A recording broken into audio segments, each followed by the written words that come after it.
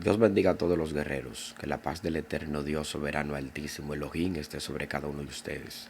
Paso por aquí a presentar realmente quién Él es, cómo opera y cómo se maneja. Varón, pero ¿por qué presentarlo si yo no tengo que saber nada sobre Él? Bueno, ya la Biblia te dice, no ignoréis las maquinaciones del enemigo, para que Él no gane ventaja sobre ti. Deberías conocer sus artimañas para luego no poder ignorar qué Él hace, cómo opera y quién Él es. Entonces, hoy le presento quién es Satanás, el enemigo de la justicia.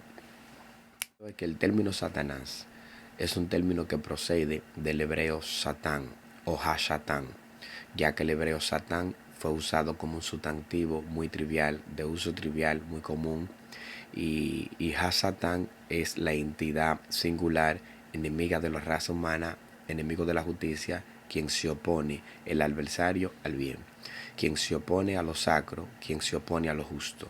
Entonces, cuando nosotros tomamos el término Hashatán, en la Septuaginta fue traducida como diabolos. Sin embargo, en el Nuevo Pacto, que también fue escrito en griego, también pasa la palabra diabolos como diablo. Sin embargo significa enemigo, calumniador, opositor, acusador, oponente. Esos son sus significados. Sin embargo, en la antigüedad nosotros encontramos, en el antiguo pacto, encontramos algunas 13 o 14 menciones del Satanás, sin el artículo ha o él. Pero cuando encontramos ha-satán, hay una diferencia entre los dos términos. ¿Por qué? Porque cualquier persona opositora, cualquier persona enemiga, cualquier persona que acuse, se le aplicó el término Satán. Por ejemplo, cuando en Número capítulo 22, verso 22, el ángel de Jehová se le aparece a Balaam, el ángel de Jehová se le aparece a Balaam y le dice a Balaam, yo estoy aquí para resistirte. Yo estoy aquí como tu oponente. Cuando usted lo busca en el texto griego, perdón, en el texto hebreo, le está diciendo, yo estoy aquí como tu Satanás. Estoy aquí como Satán para oponerme a ti, oponerme en tu camino. Porque Satán es oponente, es opositor. Y como le dije, Satán es atribuido a cualquier persona o a cualquier gente que en un momento determinado, ¿verdad? En términos definitivos, Satán significa una acción espontánea de alguien. Entonces, por eso el ángel le dice, seré tu Satanás. En primero de Samuel capítulo 29, verso 4, si mal no recuerdo. También le dijeron a David, no queremos que tú salgas y no sea de enemigo, o sea, no queremos que tú te vuelvas nuestro Satanás, le dijeron a David en el texto hebreo. Y así sucesivamente encontramos esa frase. Por ejemplo, la seguimos encontrando también en Salomón, cuando Salomón dijo, ya no tendré enemigo a la nación. En el texto hebreo él dijo, ya no tendré Satanás en las naciones, porque Satanás es enemigo, adversario u opositor. Ahora, cuando decimos Hashatán, estamos hablando de el Satanás en singular. Estamos hablando de una entidad, aleluya, que no es común. Estamos hablando de una entidad que en su sustancia innata tiene un carácter innato de oposición, un carácter innato de calumniador, de fastigador, de molestador, se opone al bien, se opone a lo justo, se opone a lo correcto. Ese es Satanás. Entonces, en la Biblia, Satán aparece algunas 10 o 12 veces. Sin embargo, Hashatán aparece de 14 a 15 veces, especialmente en el libro de Job y en el libro de Zacarías. Entonces, si el ángel de Jehová en Número capítulo 22, verso 22, se le presenta a Balaam diciéndole, yo seré tu enemigo, yo seré tu Satán.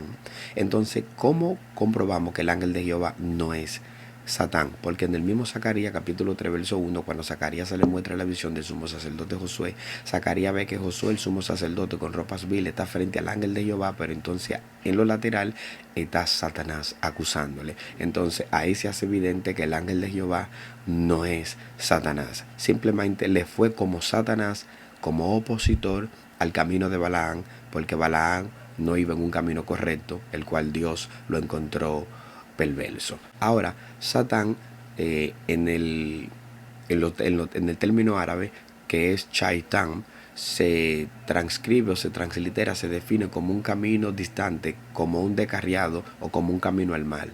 Entonces, muy probable si nosotros hacemos un conjunto entre el término árabe, el término griego, el término hebreo, estamos hablando de alguien que se opone al camino del bien, al camino correcto. Y como Cristo dice, yo soy el camino, la verdad y la vida, todo lo que se opone al camino de la verdad y de la vida, entonces es Satanás. Por eso él se le atribuye mentira, porque se opone al camino de la verdad. Se le atribuye muerte, porque se interpone al camino de la vida. Todo lo que Cristo vino a representar, quien causa oposición a eso y quien enseña lo contrario, es Satanás. Es por eso que de alguna manera u otra en Apocalipsis capítulo 12, verso 9, que aunque muchas personas creen que tiene que ver con la profecía de Isaías conectada al Leviatán, yo lo veo como que Dios está corrigiendo varios tipos de mentalidades, como en el momento cuando Dios dice en Apocalipsis, cuando Jesús le habla a Juan por medio de la carta y le dice, y el mal entregará a su muerto, es corrigiendo la mentalidad griega de alguien que le llamaban Poseidón, un dios pagano, una deidad que le llamaban Poseidón, que habitaba en el mar y era dueño del mar. Entonces Dios está corrigiendo esa mentalidad diciendo, si ustedes creen que Poseidón es la super cosa, quiero que ustedes sepan que yo soy su superior y que todo lo que ustedes creen que es un dios tiene que obedecerme a mí y está por debajo de mí. Eso es una enseñanza para Dios corregir la mentalidad. Es lo mismo como cuando los ninivistas adoraban el dios pez y Jonás es vomitado por un pez. Sin embargo, cuando Jonás llega, ellos dicen, wow, el Dios de nosotros lo trajo, pero Jonás dijo, he venido a decirle el mensaje de parte de Yahvé, el Dios del cielo. Cuando Jonás le presenta a su verdadero Dios, ellos en la mentalidad dicen, pero si el Dios de nosotros tuvo que obedecer al Dios de él para que él entonces nos traiga el mensaje, pues entonces el Dios de nuestro Dios es mayor que el Dios que nosotros adoramos, ¿ves? Entonces se le hizo fácil a los ninivistas. Estoy haciendo una mezcla de los datos históricos, pero cuando usted se mete a la Biblia, usted ve que todos ellos procedieron al arrepentimiento porque se le hizo fácil, porque Dios se le presentó como el Dios supremo de los dioses. Igual a Moisés, destruyó los dioses de Egipto, mostrándose en Egipto que él es el Dios superior a los dioses. En Isaías 45, verso 7, él dice, crea la paz, también la adversidad. Forma la luz, también crea la tiniebla. Y dice, yo Jehová soy que hago todo eso, donde nace el sol hasta donde se opone. No hay otro Dios fuera de mí. Dios se presenta como el supremo, como el Padre, como el dueño, como el poderoso, como el soberano, el omnipotente, el que está por encima de todos los dioses. Entonces, de esta misma manera, entonces Dios tiene que corregir la mentalidad en Apocalipsis 12:9. Los judíos, en el judaísmo, ellos creen que Satanás es la frase el Yesher Hará, que son los deseos que van de continuo el mal, según Génesis 6:5, Romanos 8:7. Esos designios que van de continuo el mal, la cual Santiago 1:13 también dice que es la concupiscencia. Ellos creen que ese es Satanás. Y sí, tiene que ver con un Satanás porque es una tiniebla que se interpone a nosotros, es un pecado que se interpone, son unos deseos que van de continuo el mal, que no van a la paz y son enemigos realmente al espíritu, porque Pablo dice que el deseo del uno es contra el otro, Gálatas 5:16 y 17. Dice que el deseo del uno es contra el otro. Entonces todo lo que es enemigo a mi espíritu y todo lo que es enemigo a la voluntad de Dios, pues entonces me es un Satanás, porque un enemigo es un Satanás. Entonces tienen razón los judíos en atribuírselo a la declinación, a la inclinación al mal, Yesher Hará. Ahora, ¿cuál es el detalle? Que en la otra ramificación judía se cree que Satanás es un subordinado a Dios, como un agente especial que trabaja para Dios. Yo no lo atribuyo como un agente especial que trabaja para Dios. Yo lo veo como un ser opositor que aunque él se oponga siempre termina haciendo la cosa con el permiso de Dios. Porque no puede hacer algo que Dios no se lo permite. Incluso él lo intentó con Job sin el permiso de Dios y no pudo. Pero cuando Dios le dio el permiso entonces logró zarandear. Porque para él funcionar necesita el permiso de Dios que le haga posible su función. Así lo veo yo. Entonces en el cristianismo pasa a ser como un ángel caído. Ahí viene con el Heiler de Isaías 14:12 y la alegoría del rey de Tiro. Que vamos para ahí ahora. Sin embargo, este Hasatán que aparece como un calumniador, un acusador, un opositor y un enemigo, especialmente en una aparición oriunda y clara, descriptiva, en Job y en Zacarías. En Zacarías aparece acusando al sacerdote Josué, sin embargo en Job aparece zarandeando a Job, aparece como una entidad que molesta, que fastidia. Incluso le dijo, vengo de andar la tierra, algo que Pedro dice más tarde, que él vive, que él anda como león rugiente buscando a quien devorar. O sea, él anda la tierra. Eso es lo que dice Job. Sin embargo, a pesar de esto, en la antigua mentalidad judía, no todos consideraban un no todos consideraban ni siquiera la tradición enoquiana, mucho menos la atribución a Satanás como un Hasatán en singular. Por esa razón era que los judíos no creían en eso. Ahora, después del exilio, después de la influencia por los zoroástricos, los zoroanos, de Cataustra, de Ciro el Grande, cuando Dios lo toma y lo pone para que ayude a los judíos en el exilio babilónico, lo defiende, lo rescata. Por eso, como fue como libertador, Dios le dijo, será mi Mashiach, o sea, será mi libertador. O sea, Dios le dice, cuando uno lee Isaías capítulo 45, que Dios está hablando con Ciro el Grande, Dios le dice a él, le dice, mi ungido eres tú, aunque tú no me conociste, ungido y Mesías. O sea, y Mesías es un libertador en el aspecto monárquico. Entonces Dios tiene que levantar a este rey como Mesías, aunque este rey no conocía a Dios, y lo usa para libertar a los judíos. Tiempo más tarde lo ayuda a construir el templo. Entonces los judíos, esclavos del agradecimiento, al estar mezclados con los persianos, terminaron adoptando cierta costumbre, y la religión que nació en Persia, el zoroastrismo. Entonces el zoroastrismo, tanto como Zoroastra, Catustra, él enseñó y se encargó, y con el apoyo del reinado de Ciro se difundió la reunión y se hizo famosa. Se difundió la religión y se hizo famosa. Se hizo muy popular en los tiempos del reinado de Ciro. Él la prueba y el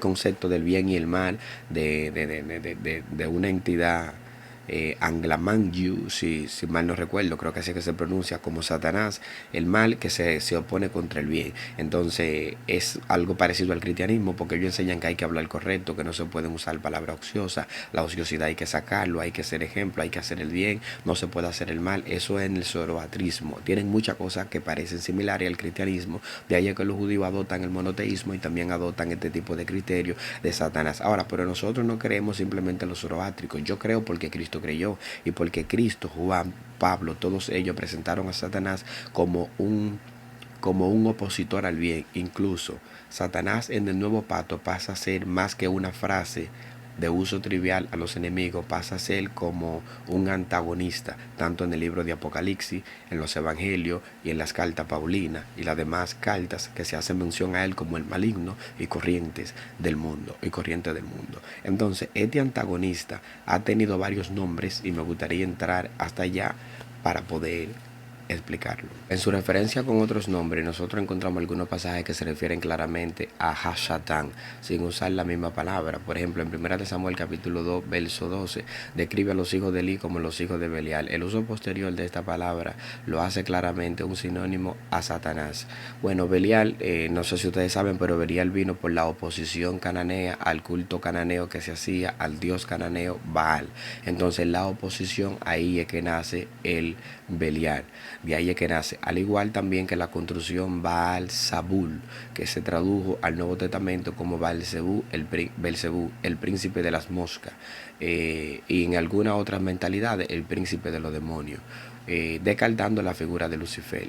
Entonces, siempre ha tenido varios tipos de nombres, pero quisiera explicar paso por paso en algunas etimologías para algunos nombres aplicados, para ver el extracto en el sincretismo nominativo y definitivo en los términos satánicos. Por ejemplo, otros de los nombres que también se le aplicaron a él, que se menciona muchas veces en el Antiguo Testamento, es Abadón, que es a quien se le representa como un agente en las regiones del Seol o lugar de los muertos, donde dirigía y era el gobernante y que emprendía destrucción. O sea, tenía un imperio de muerte, de destrucción, algo que hace un eco con lo que dice el hebreíta, que Cristo tuvo que morir y entregarse para por medio de la muerte vencer a aquel que tenía el imperio de la muerte. Entonces ahí está Hashatán, en el que Cristo venció en la cruz del Calvario, que Colosenses 2:14 dice, despojando a los principados y a la potestad. Esos principados y potestades, ese número de cosas, fueron los condominios que se rebelaron contra el bien, que estuvieron a la merced de Apolión o Abadón. Lo único que Abadón es en el antiguo pacto,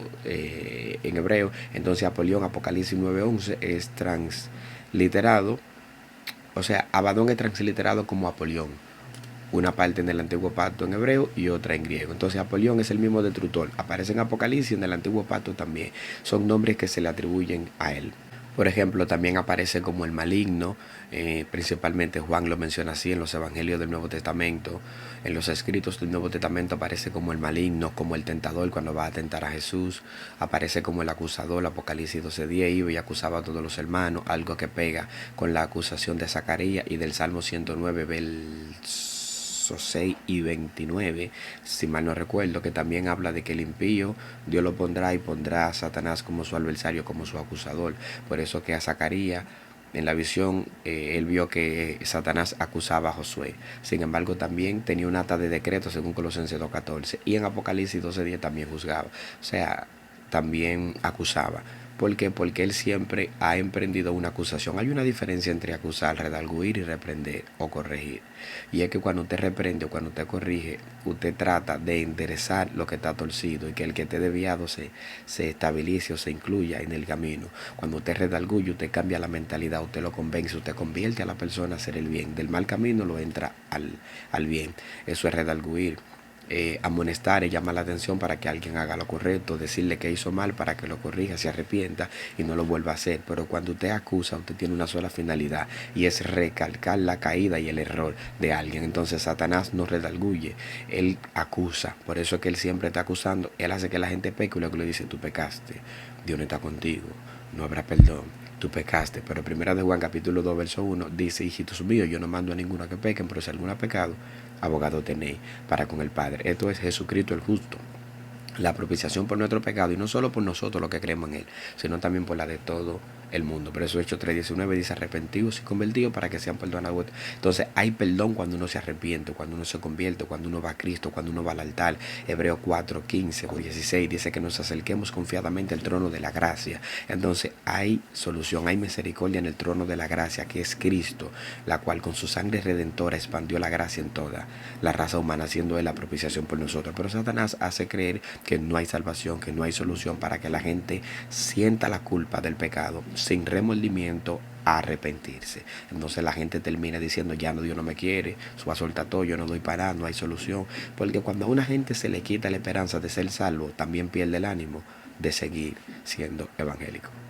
Ok, ahora vamos con uno de los términos más famosos y que ha traído mucho debate dentro de lo que es la interpretación o la reinterpretación que se aplica a la estrella de la mañana o al orgullo y la soberbia en el corazón de reyes como los fenicios y los babilónicos. Isaías 14:12, Ezequiel capítulo 28, verso 12. Por ejemplo, en Isaías 14:12, de ahí es que viene la palabra lucero, cuando Jerónimo de Tridón, el último padre de la iglesia, él la publica de esa manera y agregó el comentario de Heilel. Heilel vendría siendo lo que es la estrella de la mañana, pero de ahí se encamina y se deriva lo que es el término lucero o Lucifer, que quiere decir portador de luz brillante, alguien que emana una luz. Entonces, como Heilel era la estrella de la mañana o la luz resplandeciente en la mañana o la luz nocturna, pasa a ser lucero nocturno. De lucero nocturno entonces se iguala a lo que es Lucifer, el ángel de luz o portador de luz, como una estrella de luz. Incluso a los ángeles también se le compara con estrella, como en Apocalipsis 12:9, pero también Pedro y otros comparan los falsos ministros como estrellas errantes. Nosotros, sin embargo, somos estrellas también, porque José lo vio en el sueño, Dios, que sus 11 manos eran 11 estrellas que se inclinaban a... Okay, en fin, entonces de ahí viene el término lucero. En esta mentalidad se cree que lucero fue la estrella que cayó, haciendo alusión de una supuesta caída que tuvo este ángel rebelándose contra Dios. Algo que no se confirma en sí, sino que vino a propagarse o a tomar cuerpo realmente en los padres de la iglesia, los primeros 400 años, a tomar cuerpo, empezaron a transliterarlo de esa manera. Pero antes de no se creía así. Ahora, sí hay cosas que son... que chocan entre sí, entre la primera interpretación y la reinterpretación. Dice en la explicación, dice: en estricto sentido contextual, se apunta el destinatario como un rey de Tiro. Entona un lamento, levanten de hecho, entona un lamento sobre el rey de Tiro. Usted ve, la dirección correcta, la directriz que hay aquí de interpretación es para el rey humano. Bien hasta ahí. Entonces Ezequiel 28:12 dice: por así mismo se indica el querubín protector. Entonces, yo sé que los fenicios tenían una creencia sobre una montaña que supuestamente le llamaban el Edén, donde habían espíritus protectores que circulaban por ahí.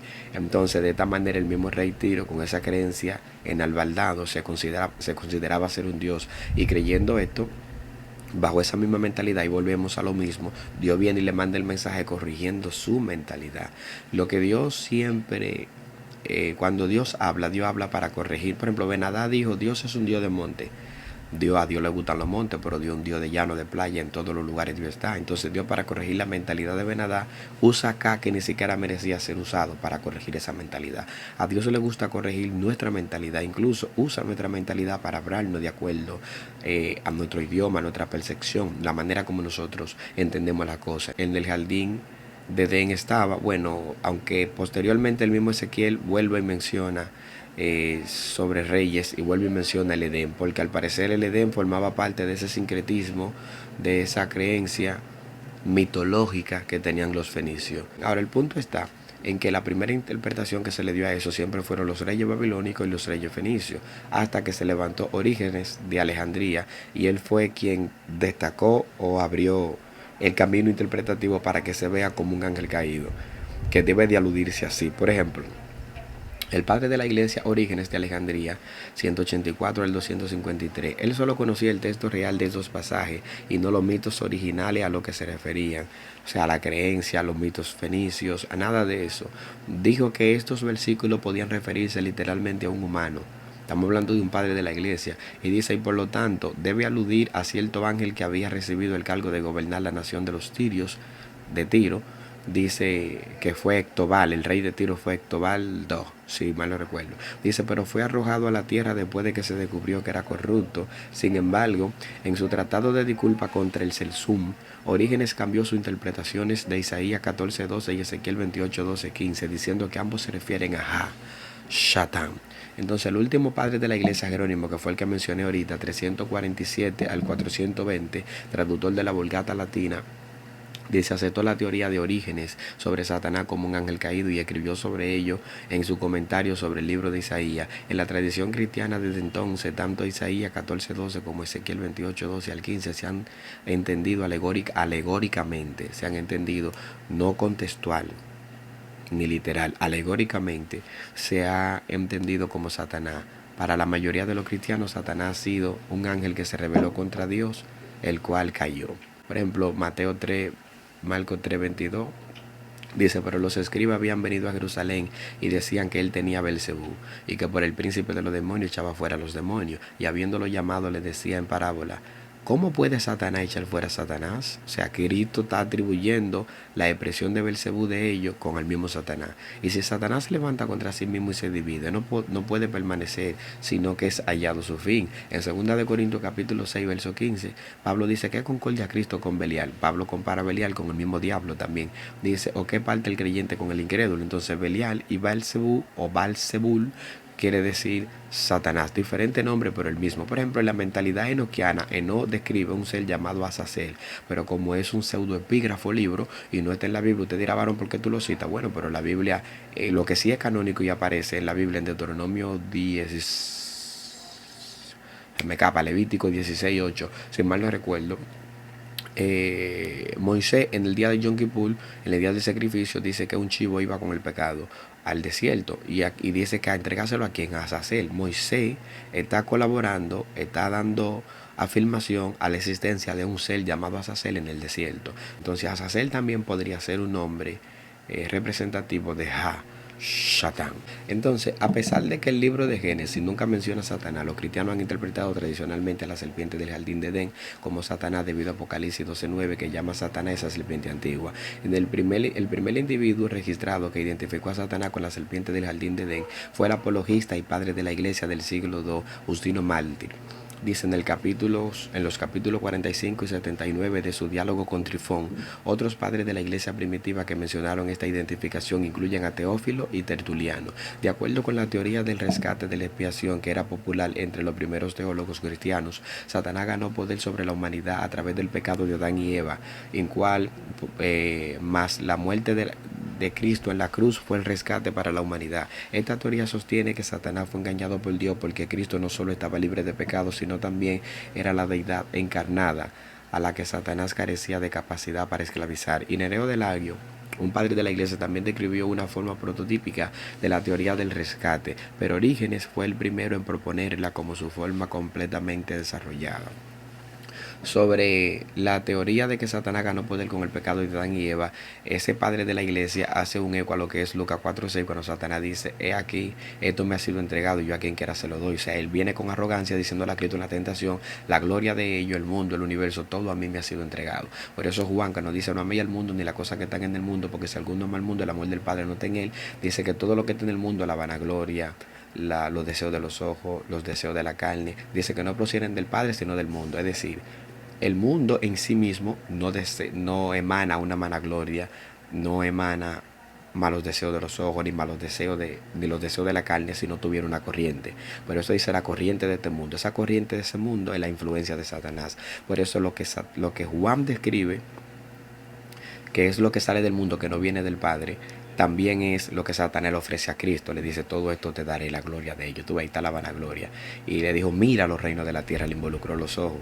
Le ofreció la necesidad, los deseos de la carne también. Igual a Eva. En Génesis 3:6 dice que Eva vio que el árbol era codiciable, comprometió los ojos. Codiciable, ahí está los deseos de la carne. Y luego dice, para alcanzar sabiduría. Esa sabiduría es la vanagloria. Desde un principio a fin, Satanás siempre ha transmitido esas tres cosas camuflada con el aspecto cósmico del cosmos que viene mundo, universo, plataforma, globo. Ya para terminar, la gente podría preguntarse, entonces Germán, ¿cómo entendemos cuál es la apariencia de Satanás? Él es un vampiro, es un feo, es bonito, es rubio. ¿Cómo él es? Realmente no hay nada que uno pueda, no hay ningún verso que pueda describir las cualidades oriunda e inacta de este ser opositor, enemigo, Hashatán, que se interpone a la justicia y a la raza humana.